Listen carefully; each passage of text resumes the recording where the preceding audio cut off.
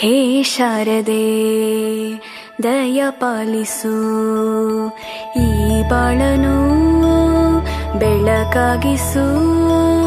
ಹೇ ಶಾರದೆ ದಯ ಪಾಲಿಸು, ಈ ಬಾಳನು ಬೆಳಕಾಗಿಸು.